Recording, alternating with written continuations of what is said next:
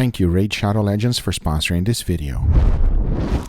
In order to make the most awesome grilled cheese sandwich there is, I had to first do a little bit of research. And that is by making the cheapest version there is. I'm just using regular white bread, the good old processed American cheese, and that is what is mostly used whenever you're making grilled cheese sandwich at home. I think the perfect temperature to cook them is at medium-high heat, aka 275 degrees Fahrenheit. Instead of spreading butter into the bread, I like to spread it into my pan, then lay the sandwich right on top. To make sure all of the bread has enough contact into the pan, I like to use a weight. Right after about 2 minutes, it's time to flip, and as you can see, it's perfectly golden brown. Then of course, butter up the other side and cook it for another 2 minutes. The medium-high heat is not only perfect to give a nice crust, but it also warms up the cheese so that it can melt nicely. And after exactly 4 minutes, my grilled cheese was ready. Now all there's left to do is to slice it in half and see if the cheese was completely melted. And as you can see from this cheese pool, yes it was. This is the humble grilled cheese sandwich, and it is probably the cheapest sandwich that you can make. But I'll tell you one thing, it is tasty. The white butter bread is also accessible to anyone, and everyone loves it. The next thing I wanted to test is the mayo theory. Everyone always says just use mayo on top of your grilled cheese, don't use butter. And that kind of makes sense because butter is fat, but mayo is also just fat. But like you know, they both taste completely different, and everyone swears that you will not be able to tell which one is which. So I assembled the grilled cheese the same exact way. The only difference was that instead of using butter, I used mayo. Using the same exact method, the same exact temperature, I let it cook for 2 minutes per side. As I did my first flip,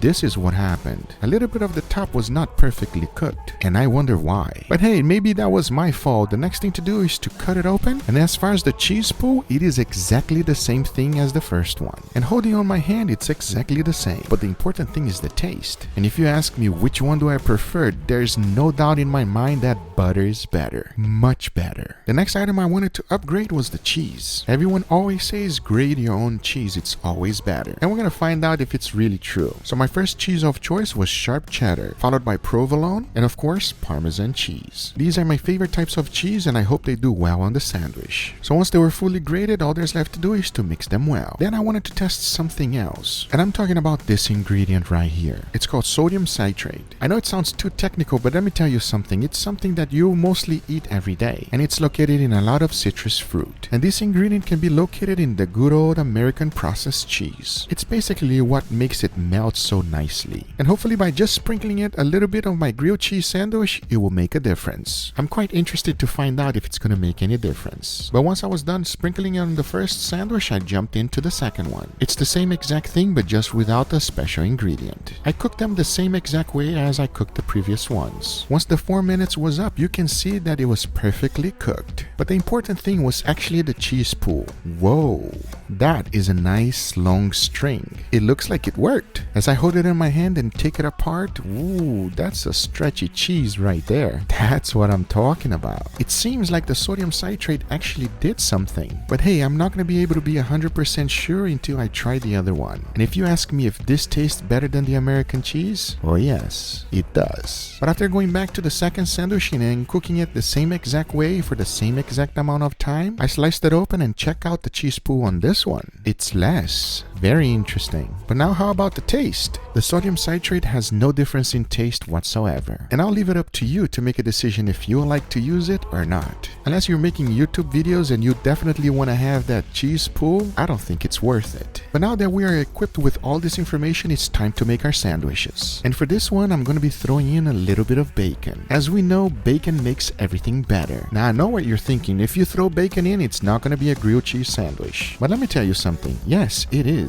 As long as I don't overpower it with bacon, it should still be a grilled cheese sandwich. So after it was fully cooked, I strained the bacon fat, and as you can see, I was left with the crispy bits, which is perfectly for the grilled cheese sandwich. To assemble it, I started with the white bread, followed by the hand-grated cheese, which you already know is a mix of cheddar, provolone, and Parmesan cheese. And to top it all off, finished it off with the bacon bits. And just like I mentioned, as long as you have more cheese than the actual bacon, you are good to go. This is our mid-ground in price. But we are now gonna jump into the big bucks. And for that, we're talking about this. It is the most expensive cut of meat in the world, Japanese Wagyu A5. And as you can see, the marbling of this steak is phenomenal, something you definitely do not see every day. And for that, I'm not gonna be seasoning it now. I'm just basically going to be cooking it in high heat until I get the perfect crust. Then we're gonna be making the most expensive grilled cheese sandwich in the world. But now I say it is enough talking and it is time to make some amazing grilled cheese sandwiches. So let's do it.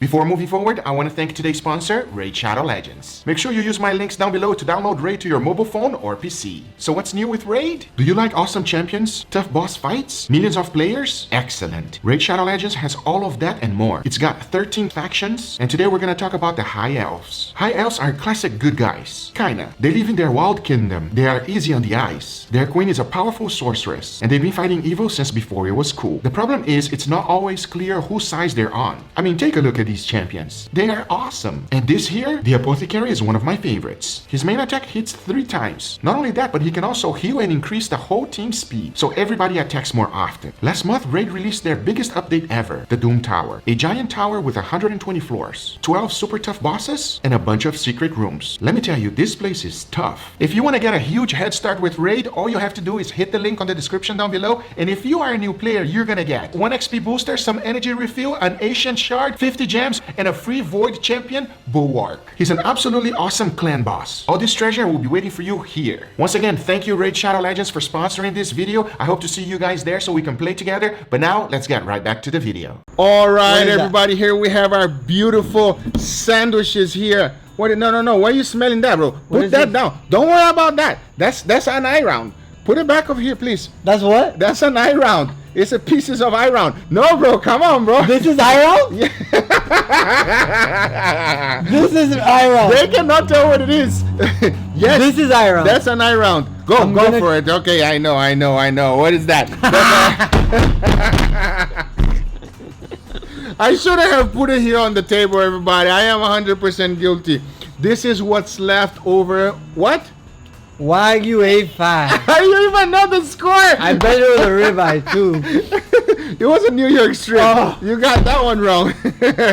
This is what's left over. So as you can see, I was able to make 2 sandwiches. He knows already. So 2 sandwiches, and I could probably make 2 more, everybody. Now here's the deal, Angel. As you could probably tell, we are doing the grilled cheese experiment. We have very first one, second one, and third one. So we want to know and let the audience know which one we like best, and most importantly, because you already know what this is, if this is worth it, right? Yeah. It's worth it already? Well, I don't know yet. Sometimes you put Wagyu with something and it doesn't make sense, so I don't know. It's true. Sometimes it's just a little bit too rich. Okay, first one. Ready? Cheers, everybody. I don't care how much it costs. This will make anybody happy. You give this to me, I'm happy, bro. I'm happy too. Yes, it is the American processed cheese, but it works, everybody, and it is good. You agree, Angel? Huh? It's good. I have no problem with this at all. This one should be an upgrade right here. We gotta let them know if it's better, worse, and if it's a completely different sandwich, or most importantly, is it still a grilled cheese sandwich? Because it's got some bacon in there. Ooh. Let's see. We'll let you guys know. Cheers, everybody. Cheers. That is amazing. I'll tell you right now. Wow, it's got good flavor. This is better. It's like more gourmet. right? It's like, No, not gourmet. no, how would you describe it? It just has bacon flavor in there. And when you got bacon flavor in there, it's always good. It's always better. Bacon makes everything better, buddy. What can I tell you? To me, this is still a grilled cheese sandwich because the bacon is only 5% of it. You know what I mean? Very little bacon, not too much. You don't feel the bacon, like you don't really Yeah. feel the crunch or anything that much. It's just, it's there. You taste Yeah. it. You taste the bacon. You have a little hint of something different. Yeah. You know what I mean? That's what I think a grilled cheese should be. It's not overpowering the cheese or the bread itself, It's still gooey. but it's there. Yeah. Yeah. This A or B, Angel? First one, second one better. Which one you like better? All right, bro. Last one. You ready? You already know what it is. Look at his face. There's no way that he's not Already gonna starting smile. to Salivate. Cheers. Oh. Wow. Oh. Wow. Now you want to talk about gourmet? Huh? No, that's gourmet. Huh? This is phenomenal. There's no doubt about it. Now, is it worth you doing something like this, Angel? What do you think? I mean, this is something special. It's worth it because we're doing an experiment here. For us, it's worth it. If you grab a Wagyu, would you recommend them doing this as their very first try of Wagyu? I would say no. I don't think this is a good one for like the first time. Because you know what I think is the best one? Which one? The one where we made the Wagyu with the egg and the rice. Yes. That was, I think, the best. If you're going to have a first experience with the Wagyu, I think that would be the best. 100%, because there's so many different things to try. It's not a lot of them, and a lot of people in your family can give it a different experience. And you can slice it small. And slice it thin. Everybody, I'm telling you right now, you don't want to eat a big chunk of Wagyu. After your first try, then you can start doing Yeah. crazy things like You this. do little sandwiches like this, and like the bacon one's really good. Oh yeah, I have no problem with the bacon. The bacon one is up there. Yes, but which one is better, bacon or Wagyu?